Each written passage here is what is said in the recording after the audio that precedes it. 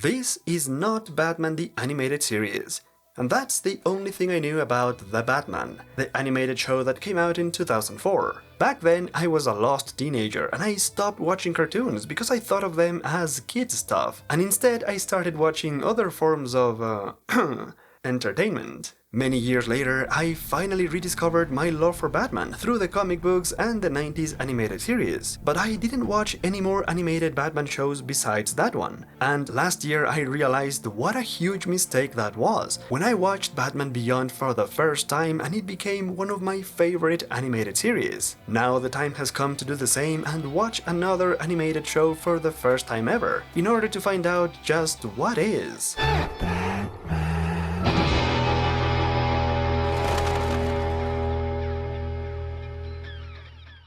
20 years ago, Warner Brothers decided to create a new Batman animated show, one that would be exciting for the younger generation of the new millennium. Almost 3 years had passed since Batman Beyond ended, and over 6 years since the ending of Batman the Animated Series. Enough time had passed and the studio wanted a new Batman, a Batman who was faster, younger, and above all else, different. This is how The Batman came together, with a whole new creative team behind it, full of new and different ideas. Even though I had never watched a single episode of the series, I had seen some of the character designs of Jeff Matsuda, which I thought were unique and different, but also weird. These designs are perhaps the most iconic and recognizable things about the show, and they definitely gave me the wrong impression about the series. I'm not sure what I was expecting, but it certainly wasn't the fast-paced action sequence of a mysterious Batman fighting thugs from the shadows to take down a new version of Rupert Thorne in a Gotham City where the night sky is green.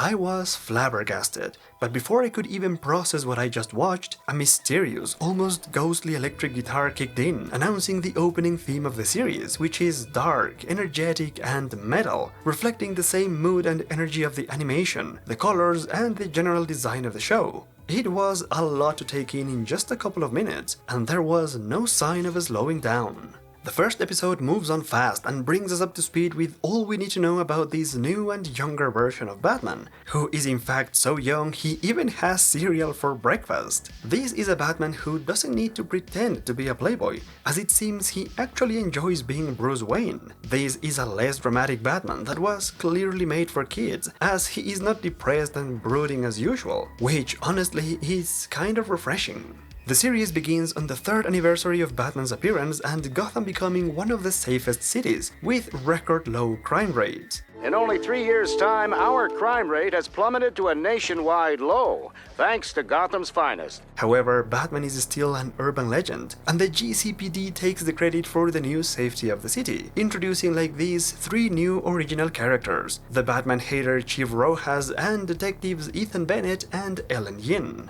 Ethan is actually Bruce's childhood friend, and he helps us see the more relaxed and human side of Bruce, who even takes time off to play some basketball. And Ellen Yin is basically a good cop that looks just like Detective Elisa Massa, and that's a reference only for millennials. This is the status quo of The Batman, with a peaceful Gotham and Bruce Wayne enjoying himself after having succeeded in his mission of getting rid of crime. But all of this changes when the story takes us to Arkham, where a mysterious lunatic appears out of nowhere and takes over the asylum. A man with no real name, who goes only by the Joker. This is a perfect transition that represents the theme of the show, starting off with a young Batman who has eliminated the crime and gangsters, only to make way for the more colorful and bizarre enemies, announcing this incoming storm with a literal rainstorm that looks fantastic. I was absolutely delighted by the animation of the rain pouring down on Gotham, as it creates very appropriate atmospheres throughout the episode. And it's during this pouring rain that Batman goes into Arkham, diving deep into the madness of Gotham that is about to be unleashed. A madness that is embodied in the craziest, most athletic and acrobatic version of the Joker I have ever seen.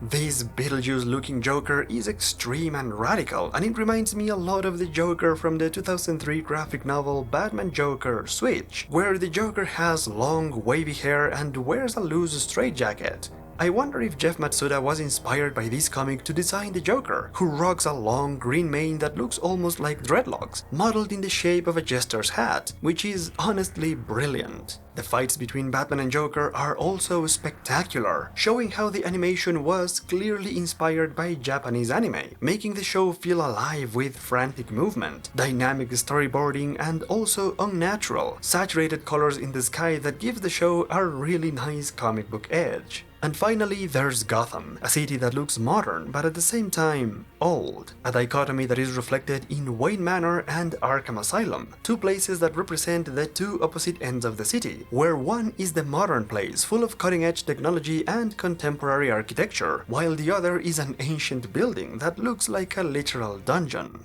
The first episode does a great job of introducing us to the world of the Batman, but the introductions are far from over, as the second episode introduces the Penguin, who looks like a combination of the Penguin from Beataz as well as Tim Sale's version of the character. However, this Penguin is also an extraordinary fighter, challenging Batman in hand-to-hand combat, which is really hard to believe, but I get why they did it. The show is heavily action-oriented, focusing a lot on epic fights that sometimes don't make sense, but hey, at least the voice actors are great, especially Batman, Joker, and the Penguin. I was feeling a bit screw loose, so I checked myself in. Truth be told, I was not very impressed with the Penguin episode, and I also didn't like the third one, which introduced Bane. Once again, Bane is a mercenary hired to get rid of Batman by the few criminals left in Gotham. This Bane has an extreme character design with a new system to pump venom into his body, and in order to actually fight this Bane, Batman has to use a massive bat robot that was conveniently created not just to defeat Bane, but also to sell toys. The Batman was clearly designed as a marketing show for Batman toys. In fact, the toy company Mattel created a remote bat radio that was activated with the Batwave signal, which is the new alarm system that this Batman uses instead of the bat signal. And every time it played on the TV, it activated this toy or something. The television will give signals to the device, and the device will actually unlock features, and you'll understand a little bit more about the arsenal that Batman has. If there's anyone out there who had these toys, please let me know in the comments how exactly this thing worked. You're never far from the Batcave with the modern miracle of Batwave.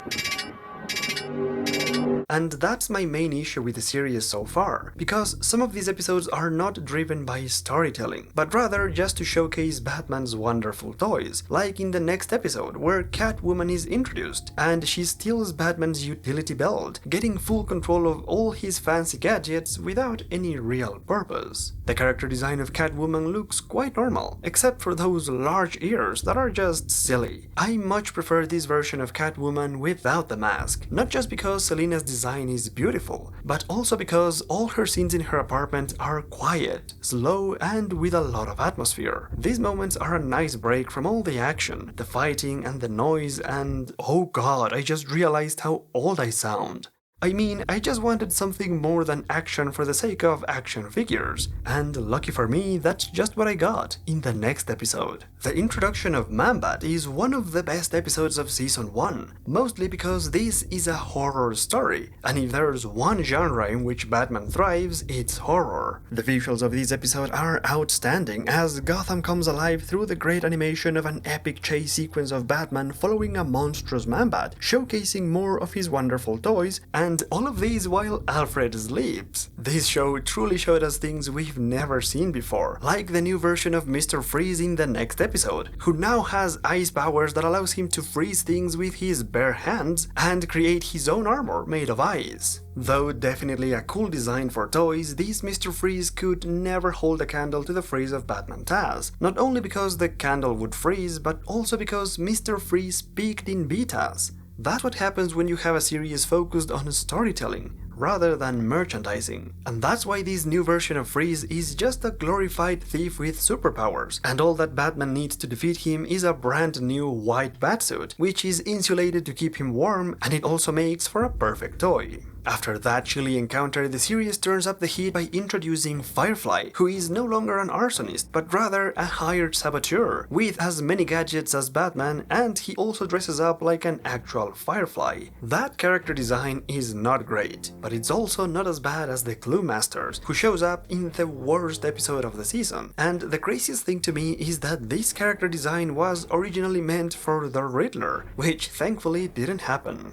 And the final character introduced in Season 1 is the ventriloquist and the Scarface, who now looks more like a gangster from the 1980s, and he also gets a giant robot version of himself. I'm not sure how they managed to pull off these ridiculous things and still make them work along with the more serious and grounded moments. For instance, in this episode, Bruce entertains the idea of going online dating, which again, it's something I never thought to see. Having Bruce in different situations, enjoying himself, and even considering doing something for his own happiness is what makes this show stand out to me. Of course, Batman's commitment to his mission eventually overshadows Bruce's humanity, creating a very sad moment with Bruce's beautiful date sitting alone, waiting for someone that never comes. That's the tragedy of Batman perfectly encapsulated in one single moment that I did not expect from this show. We all have places we'd rather be. As the first season comes to an end, the quality of the final episodes increases dramatically, as they finally start focusing on storytelling, like they did in episode 1. The final episodes feature the return of the Joker with a better outfit, and also the return of the Penguin. That episode also introduces for the first time the rivalry between the Cobblepots and the Waynes, as the Penguin lost the Cobblepot fortune while Bruce inherited all the wealth of the Waynes. The episode also marks the first continuity development of the show, as Batman is finally caught on camera, and the reporter comes up with a popular nickname for Batman. The Dark Knight. Now that has a ring to it. That is a really fun episode, with Alfred dressing up as Batman to fool the reporters, but even then it was not as good as the final 2 episodes of the season, which are by far the best. Season 1 was all about introductions and action above all else, which is why sometimes the episodes feel shallow and meaningless, even though they look great. But the season finale was the perfect opportunity to focus on storytelling and show what the series is really capable of, presenting a 2-part episode that follows the downfall of Detective Ethan Bennett at the hands of the Joker. Ethan is kidnapped and tortured by the Joker, and when Batman shows up to save him, he accidentally exposes Ethan to the Joker's bizarre chemicals, and as a result, Ethan becomes Clayface. This brand new and original Clayface is also the first villain to have a tragic origin story in the series, the first sympathetic villain with a lot of pathos and meaning, as the new crime of Gotham claims a good cop, while Bruce loses his only friend, and it's partially Batman's fault. This 2-part season finale is great. Part 1 has a crazy Joker scheme, Batman doing detective work, the Joker's origin story, surreal dream sequences, and an epic showdown in a room of mirrors. It's peak Batman storytelling and animation, and the tragedy of Part 2 brings Batman and Ellen Yin closer together, turning Yin into the first true ally of the Batman. Season 1 has a great arc, as it starts with Batman getting rid of all the crime in Gotham, while working all alone as an urban legend and being hunted down by the police. And by the end of the season, Gotham's crime has skyrocketed thanks to the new kind of criminals, while Batman becomes known to the public, but he also gets an ally in the GCPD. Even though I didn't quite like the opening theme, the Batwave signal, and the strange Bat transitions, I was enjoying myself with some of these episodes, and I really wanted to see what Season 2 had in store. If I could describe Season 2 of The Batman in one word, it would be team-ups. Except that is actually 2 words, and that's perfect, because many episodes of the season featured 2 or more villains and heroes working together. In the first episode, it's Catwoman and the Penguin, which reminds me a lot of Batman Returns. However, Penguin betrays Catwoman and she ends up tied up with Batman, which complicates things for the 2 of them, as well as Detective Yin. The Batman and Catwoman were seen fleeing together from the museum crime scene. The Batman's the second perp? This is the first test for Batman and Yin's partnership, and Batman finally earns her trust by literally saving Gotham. Go right ahead, Batman. I trust you. In the end, we also get this accidental bat signal, which is a great sign of things to come. The first episode also sets the tone of the season, as all the villains get more dangerous and ambitious, like when Mr. Freeze and Firefly join forces to freeze Gotham. Once again, Batman wears his white winter batsuit, which, oddly enough, I started appreciating a lot more this time around, just as Gotham started appreciating Batman after he saved the city once again. And perhaps it's these storytelling moments that made me appreciate Season 2 a lot more, as the episodes feel more serious, with less slice-of-life moments from Bruce and a more confident Batman. They also decided to better flesh out some of the villains, most notably the Joker, who has 4 episodes dedicated to him. The best of them is without a doubt The Laughing Bat, where the Joker impersonates Batman, wearing the Batsuit and fighting crime with crime. The episode is full of action and the animation work is impeccable. The fights are dynamic, the story is exciting, and I couldn't help but enjoy myself. I also feel like the episode was the first concept behind the Batman Who Laughs, and it made me realize just how ahead of its time the show was, exploring new and interesting ideas like the whole Wayne and Cobblepot rivalry, which was then used in Arkham City. And I had the sneaking suspicion that the more I watched the show, the more references like these I would find. In the meantime, Season 2 introduced a handful of new villains,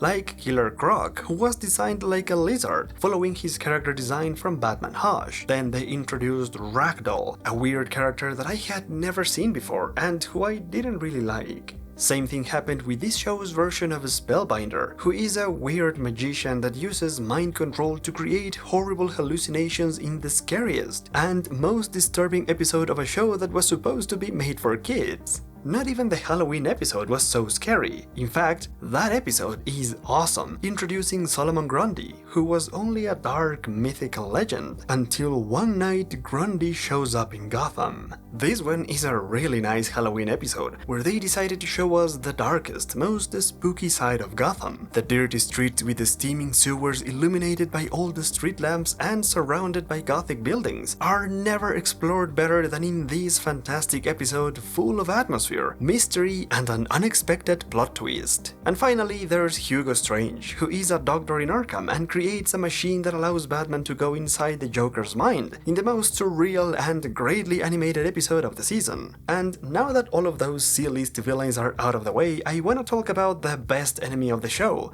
and it's not even close. Even though the Riddler looks like an emo gothic rock star, I have no issue with it because of how good the character is written. In a series where every enemy, from Killer Croc to the freaking Penguin, are extraordinary fighters, a character like the Riddler is a breath of fresh air. The majority of enemies of the Batman are designed as more than capable fighters because the show needs a lot of epic action and bombastic fights, which is what makes the Riddler so special. This is the first enemy that challenges Batman's intellect, forcing him to work closely with Detective Yin, solving puzzles together and using his deductive skills to figure out the Riddler's master plan before he destroys Gotham. The imagery of Riddler's neon green symbols, the glowing green bombs, and the green gadgets look fantastic, but as they are all scattered all over Gotham, these items represent the level of danger and control that one man has over an entire city, making the Riddler better than any other villain. The Riddler's episode would have been my favorite if it wasn't for the season finale, which is without a question the absolute best of season 2.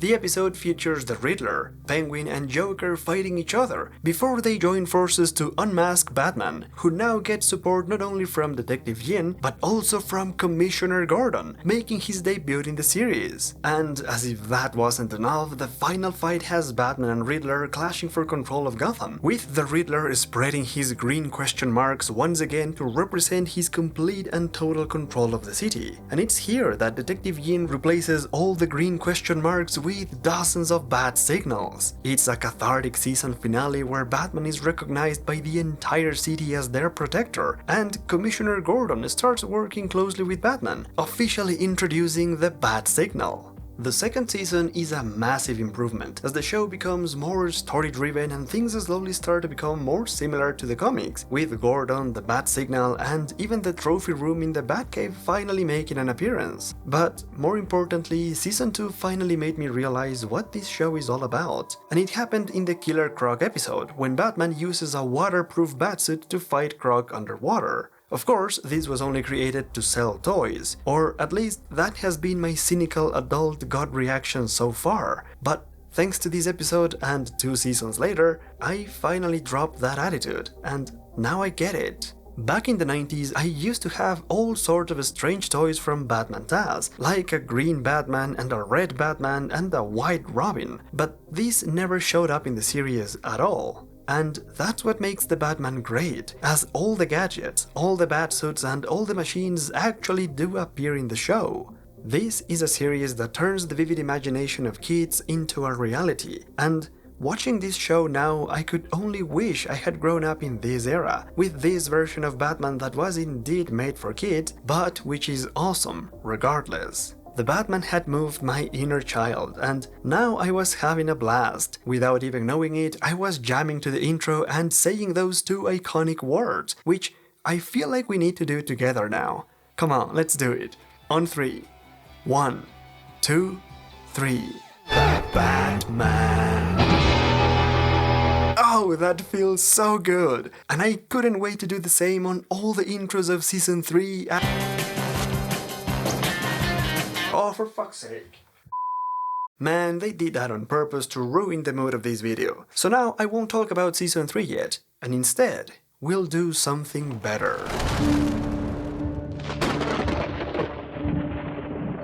The Batman is a show defined by action, one where Batman thrives in epic fights and big battles to defeat his enemies. But what happens when you put the ultimate action hero against the ultimate horror villain? That is what Warner Brothers wanted to explore in The Batman vs. Dracula, the 2005 movie that followed seasons 1 and 2 of The Batman. The movie was loosely based on the Vampire Batman trilogy of graphic novels from the 90s, where Batman has to become a vampire in order to defeat the Lord of Vampires. The movie, however, changes some of the details to focus a lot more on the dark and dire consequences of having a plague of undead unleashed in Gotham. The story begins as a normal episode of the series, with Joker and Penguin breaking out of Arkham in search of a treasure hidden at the Gotham graveyard. However, instead of a treasure, the Penguin finds the tomb of Dracula and accidentally brings the Vampire Lord back from his eternal slumber. Even though the series had a couple of episodes with some horror elements, this is the first real horror story in the Batman universe, and it doesn't get any better, as Batman thrives among the darkness and the supernatural, just as much as he does in grounded crime stories. And this is a great gothic horror story, where fear and darkness slowly takes over Gotham, as Dracula seeks to revive his long-lost soulmate, while Batman fights a literal vampire apocalypse. And the best moment of the movie happens in a blood bank, where Batman fights a vampire Joker. The animation here is exciting and dangerous, with a Batman that finds himself stalked from the shadows of this gigantic temple of blood by a monster that lurks behind him and blends in the dark green tones of the screen, creating a fantastic moment loaded with a dark atmosphere and a haunting soundtrack before all hell breaks loose and it all ends in a literal bloodbath.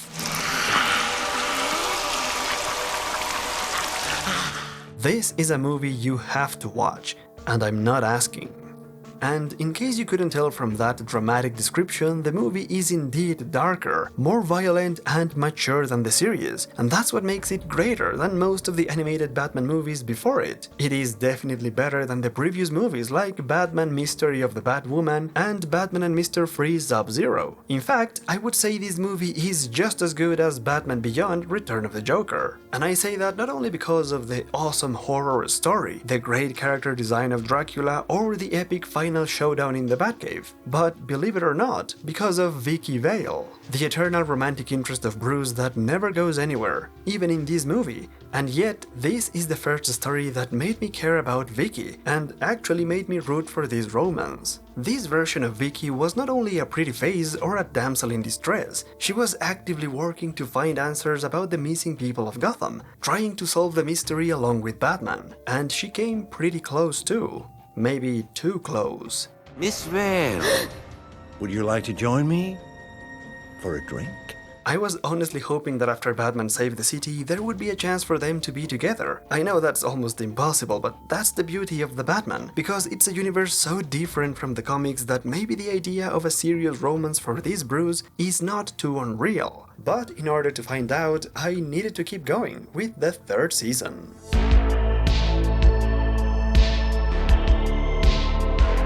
all TV series have an intro that is designed to give the audiences a preview of what they can expect in the show. That's what the original intro for The Batman did, as it perfectly captured the idea of a solitary Batman who had no time for nonsense, saving Gotham at every turn from psychotic maniacs. But Season 3 changed that intro and replaced it with a more upbeat one, which was heavily inspired by the intro of the Batman TV show of the 1960s. And to me, there was just one meaning behind it. The Batman has evolved, and now there is room for camp and comedy in the series. Once again, I didn't like the intro, but unlike the first one, I never came around to liking this one. It feels totally out of place, even if it was tonally in the right place. I had to wonder why they went for this intro, and the answer was immediately obvious. Barbara Gordon was already mentioned in the last episode of Season 2, so I was totally expecting for her to show up. However, I did not expect to see a modern and younger version of the 1960s Batgirl, which immediately explained the new intro.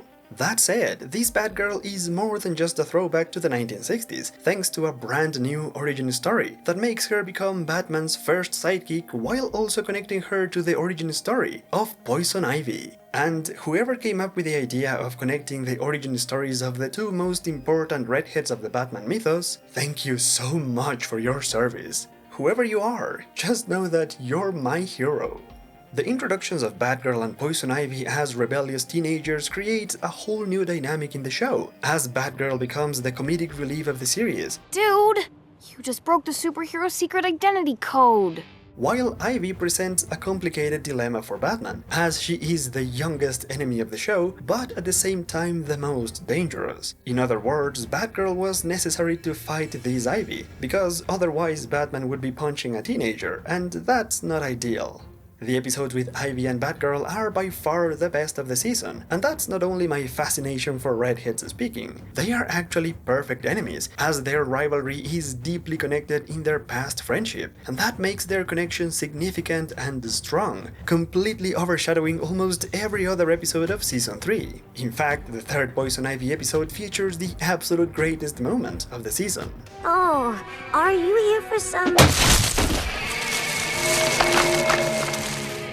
You knew she was a plant, right? To be perfectly honest, Season 3 is a bit underwhelming, as the introduction of Batgirl was the only significant change. The only other new element was the new Batmobile that Batman gets after the first one is destroyed by a villain called Gearhead. The original Gearhead was a very minor villain from the 90s comics, who is reimagined here as a thrill-seeker that uses nanotechnology to steal cars. Batman eventually defeats Gearhead with a new and better car that actually looks like a proper Batmobile. Other than that, the majority of the season was focused on Batgirl, and I guess that's what I didn't like about it, because she made the tone of the series a lot lighter than it already was.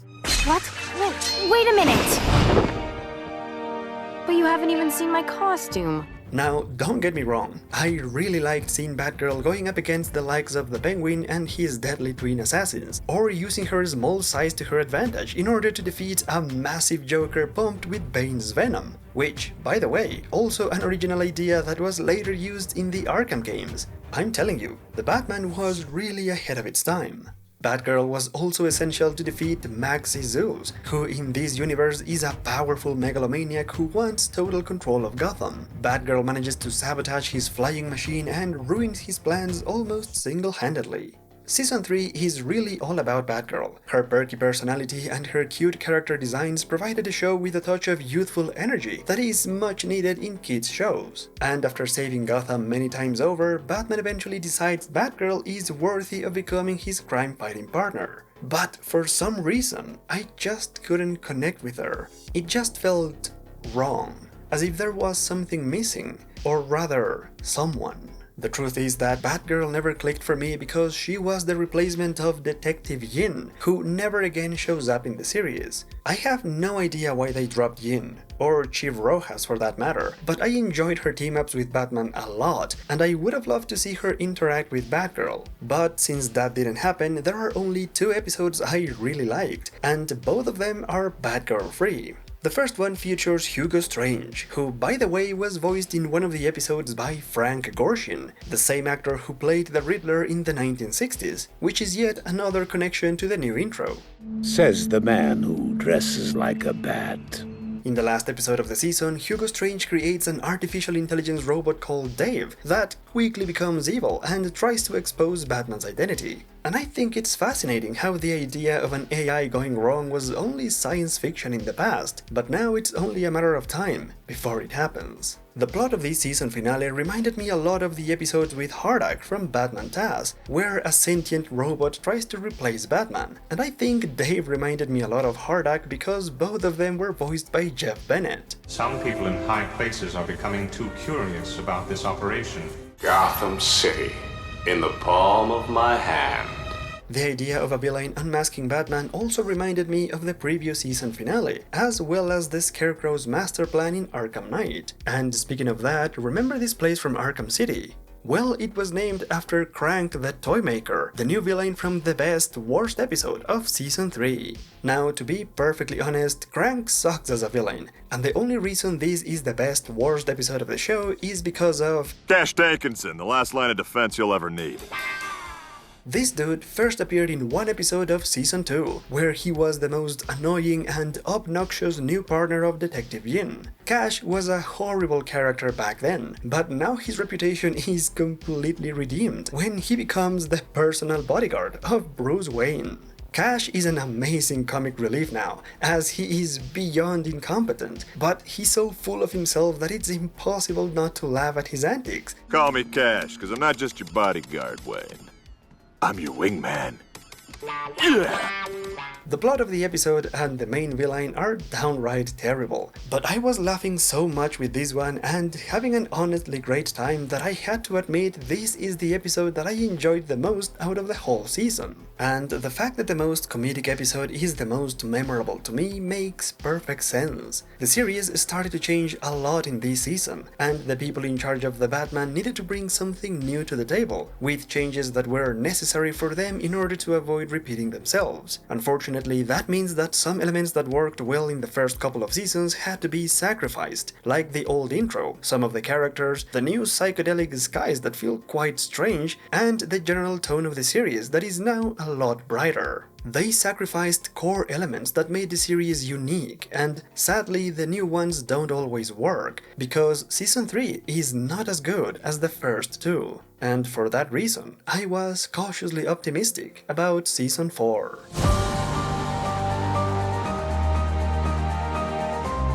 So it turns out that Season 3 was just the growing pains, because this shit is fire!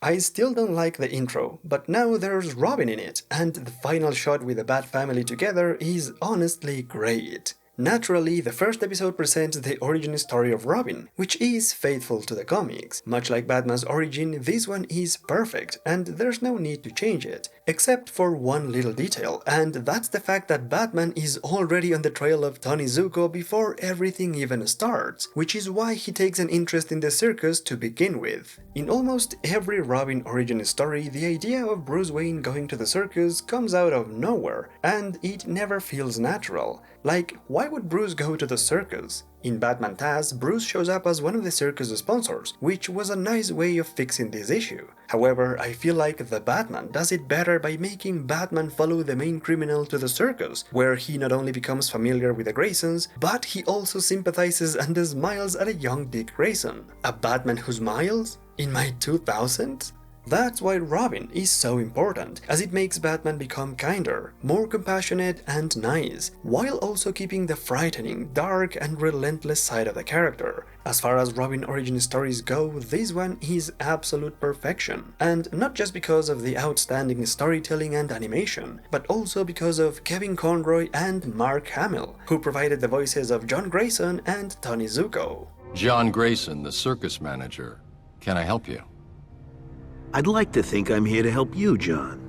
Having these two legendary actors of Batman the Animated Series in this episode feels like a symbolic passing of the torch, as if the previous generation is giving their blessings to the new one, and that makes this a phenomenal first episode that introduces the dynamic duo to the show and also brings back the normal skies of the first couple of seasons. Needless to say, I was excited to see what else they had in store, and I was glad to find a big team up of villains in the next episode, including Penguin, Killer Croc, Ragdoll, Batgirl, and making his debut in the show was also Killer Moth, one of the most pathetic Batman villains. However, halfway through the episode, Killer Moth becomes a moth monster, much like what happened to him in the 90s comics when he became Sharaxus. This gathering of villains is a nice opportunity to showcase the full Batman team fighting together for the first time, with Robin and Batgirl acting like competitive siblings, while Batman trains them and watches over them with pride and joy, showing how much Bruce has grown into his role as a father figure. And on a side note, Batman also uses some freezing grenades in this episode, and yep, this was also later used in the Arkham games.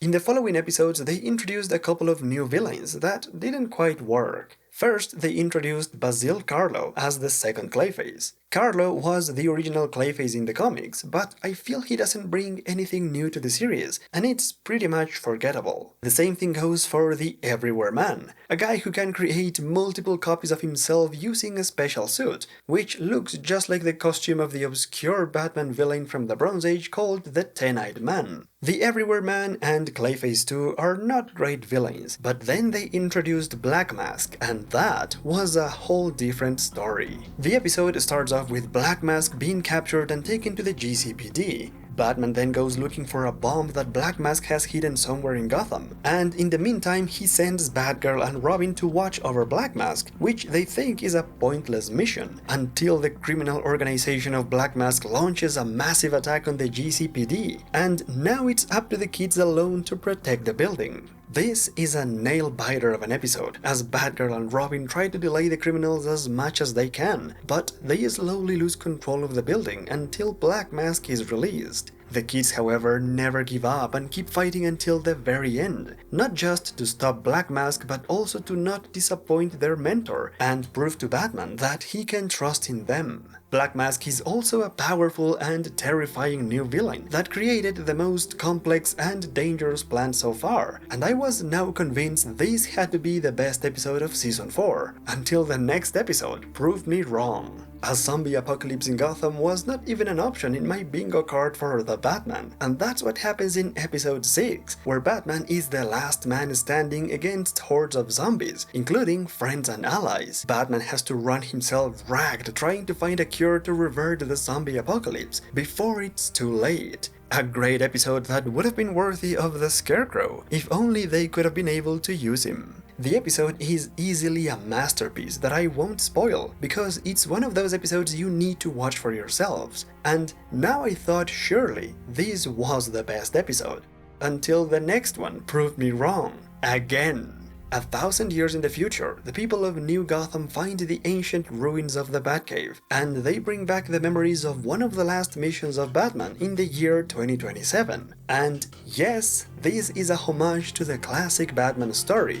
The Dark Knight returns. This episode, more than any other in the series, feels like a love letter to the Batman comics, with references to the old Batman, Nightwing, Oracle, and even the Killing Joke. And thanks to this episode, I finally realized that Detective Ellen Yin is a reference to Commissioner Ellen Yindel from The Dark Knight Returns. Season 4 spoiled us with 3 spectacular episodes back to back, turning these into the best season of the series, even though the next episodes are not that great. First, they introduced a new Clock King in one of the most boring episodes. I'm not kidding, I fell asleep watching this one. Then they tried to give the Riddler a sympathetic origin story that I hated, because it turned Riddler into a victim of society. And speaking of that, episode 10 introduces Harley Quinn, in the one and only episode written by Harley's co-creator, Paul Dini. The producers probably thought this was a good idea, but the episode doesn't feel like the Batman. Besides the new origin story for Harley, everything else about this episode plays out exactly as an episode of Batman does, which is not a bad thing, it just doesn't fit the Batman. They also got the voice actor of Starfire from the Teen Titans to voice Harley, and she tries too hard to do an impression of the beat as Harley, which sounds off. Every time all I could hear was Starfire trying to imitate Harley. Call me Harley Quinn!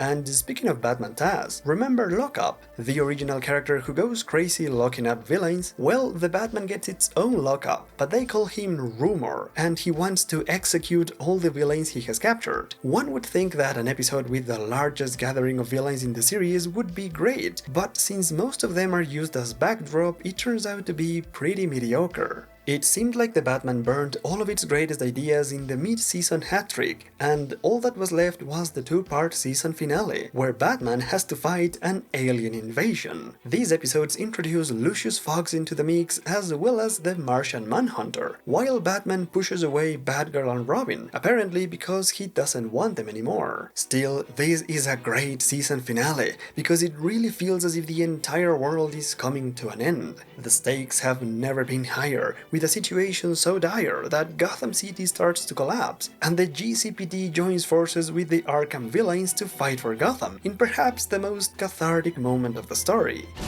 Commissioners, freeze! What do we do with him? We back him up! In the end, the fate of the entire world rests upon Batman, who would have failed if it wasn't for Robin and Batgirl disobeying him, joining the battle and saving him at the last minute, allowing Batman to put an end to the alien invasion. And it's only then that Batman admits that he was indeed pushing Batgirl and Robin away in this mission. It's never been about not needing you. It's about not losing you. And I love that. The Batman started out as a series that hardly ever touched on characterization and storytelling, but 4 seasons later they show the full growth of Batman, going from a solitary vigilante to a father figure who cares and protects his kids and who is capable of opening up emotionally and talk about his feelings, while still saving the world. Season 4 was terrific. The low points are not awful and the high ones are outstanding, including this almost perfect ending. Almost, because at the very last minute they introduced the Justice League, and I started to get a bad feeling about Season 5.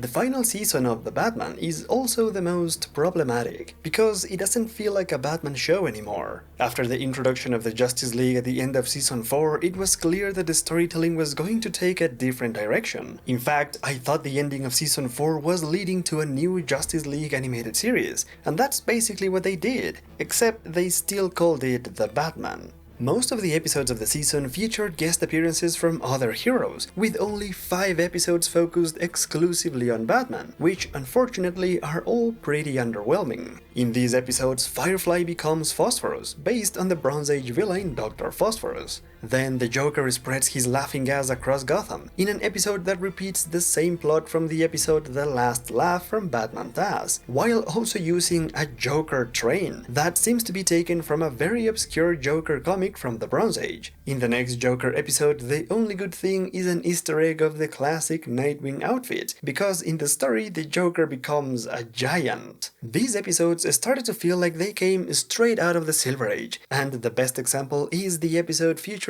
the Terrible Trio, these outlandish villains that are the perfect recipe for the worst episode of a Batman series for the second time in a row. And finally, Batman confronts Wrath, the iconic anti-Batman from the 1980s, who is not nearly as iconic in this episode. The rest of the season follows Batman teaming up with other heroes in each episode, until the season finale brings them all together to fight another alien invasion. The episode is also a small adaptation of Tower of Babel. You've prepared weapons to use against us. Only as a precautionary measure. And it has yet another wholesome ending. Though these episodes have some epic and nice moments, they feel like a total rehash of the finale of Season 4, only this time with more characters. It's a real shame that the final season of the show was such a disappointment, but I have a theory about why it happened. I think the series was supposed to end with Season 4, and that's why they put out so many great episodes, to end the series on a high note. And maybe they did want to create a Justice League animated series, but the studio wanted more Batman, and that's why we got this mixed bag of a final season. Even the original character designer and producer of the show, Jeff Matsuda, was not part of Season 5. And to me, all of that reeks of studio interference. As I watched season 5, I felt like the series had completely lost its momentum, and that they had nothing more interesting to say about Batman. And you know that a series has reached its creative limit when you find yourself bored, and you can't wait to be done with it. The only new aspect of Batman that was explored in this season was his ability to be a team player and join forces with other heroes, basically turning the show into The Brave and the Bold, the comic book of the Bronze Age where Batman always teamed up with other characters. And ironically, when the Batman ended in 2008, Warner Brothers created The Brave and the Bold, the animated show that was based on the Silver Age of comics where Batman teams up with almost all the DC universe. And that's why I think season 5 of The Batman was actually a prototype, a proof of concept to show Warner that Silver Age ideas and superhero team-ups could actually work. Finally, after having watched The Batman for the first time ever, I now understand why this is one of the most underrated animated Batman shows, and it all boils down to consistency. This is a show that started out as one thing and by the end it had become something radically different. A show that is constantly changing, constantly adding or removing elements, characters and concepts, some of which work and some of which don't. It's a series that has as many spectacular episodes as it has forgettable disappointments. As a viewer, I never knew what to expect from each episode, and I never had the chance to feel familiar with the series, because it always changed from one season to the next, and the things I liked and enjoyed about one season were not always there in the next one. So yeah, this is not Batman the Animated Series, because it never wanted to be. The Batman was an original take on the character, and the biggest flaw of the series was to try to include all the aspects of the Batman, from the lonely vigilante and the dark avenger of horror, to the wholesome father figure and the team player. It was a noble idea that ultimately failed, because all the aspects of Batman can't coexist without sacrificing consistency in the tone of the series. Nevertheless, The Batman is one of the greatest achievements for The Dark Knight in the mainstream media, because I'm absolutely sure that 20 years ago The Batman single-handedly turned a whole new generation into Batman fans, opening the doors to the Batman mythos for millions of kids around the world. And even though it is far from being a timeless classic like BTAS or Batman Beyond, The Batman is still a lot better than what passes for animated shows these days. The greatest moments of The Batman are unforgettable, thanks to the top-notch animation, the unique character designs, the beautiful voice acting and the bold art direction, making me realize that they just don't make shows like this anymore. In the end, I will always cherish the good times I had watching the show, even if I never go back to watch it again. And to me, that is The Batman, a great animated series that every Batman fan should watch, but only once. Thank you all so much for watching this video, and a special thanks to Thomas Mori, John Papp, Wall Scalar Batman, Caronade, Alan Parr, Jose Gonzalez, Marcus DC, Olivier Mano, Chris Tishuk, Nick Lenz, and all of my Patreons. Thank you all so much for your support, and as always, I will see you in the next one.